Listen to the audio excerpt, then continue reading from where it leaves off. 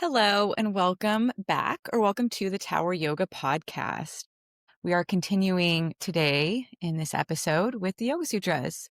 In our last episode, we talked about Yoga Sutras 1.3 and 1.4, how when the mind is clear and still, we return to our true nature. Today, we're continuing that thread with Sutras 1.5 through 1.11, where Patanjali describes what's actually moving in the mind, the thoughts, memories, imaginings that create this sense of a whirl that we can sometimes feel we're in. I like to think of this as learning to become the witness, learning to witness the world, to understand what's happening inside rather than trying to fight it or fix it. That is really what becoming the witness helps us do. It's a way that we can gain information and then, of course, decide what we're going to choose to do with that information from there. Patanjali, the composer or compiler or author of the Yoga Sutras, says that there's 5 main types of thought waves that move through the mind.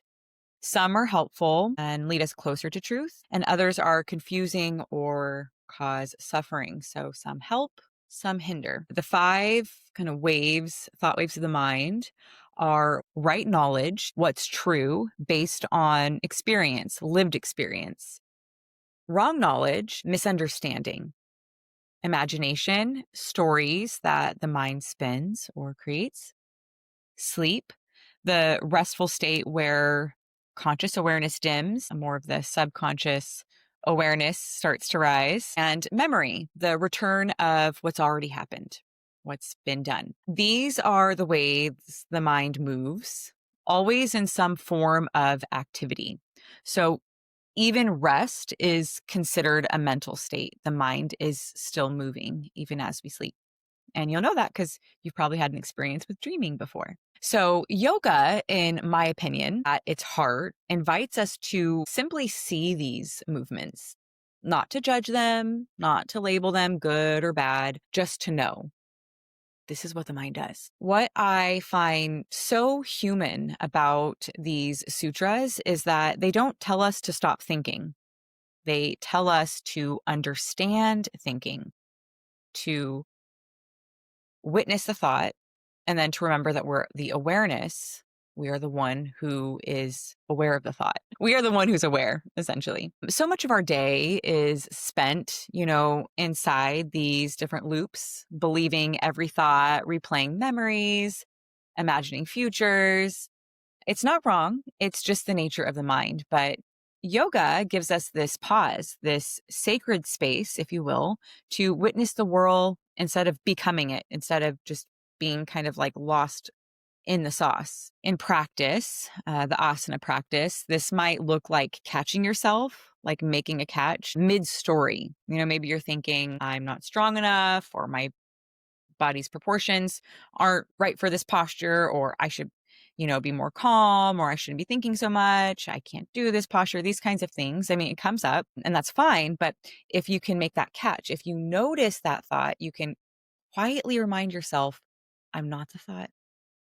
I'm the awareness behind it. And in that really small moment of witnessing, you remember your true nature. It gets back to that 1.3 and 1.4 from last week. On the mat, this can become really a living practice just in that way of really staying in your witness mode. In an asana class, movement mirrors the mind. It's flowing, shifting, continuous. There's a beginning, a middle, and end. And the invitation here is, can you keep your awareness steady? So even as you move through the different fluctuations of what the class structure is asking of you, is inviting you to, and can you stay in the witness observer mode through all the transitions?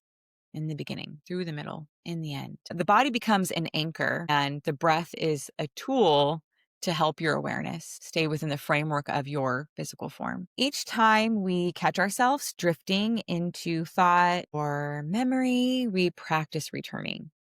And that, some would argue is yoga. It's the return again and again and again of remembering who you are. So today, as you move through your practice or just, your everyday life, maybe hold this simple question in your heart, in your mind. Am I lost in the world or am I witnessing it? And when you find yourself in the whirl, again, because you will, meet it with compassion. The witnessing itself is the practice. Thank you so much for being here, for practicing awareness with me, and for honoring the teachings that continue to guide us toward clarity, towards our true nature. Until next time, may you witness the whirl. And remember, you are not your thoughts. You are the one who is aware of them.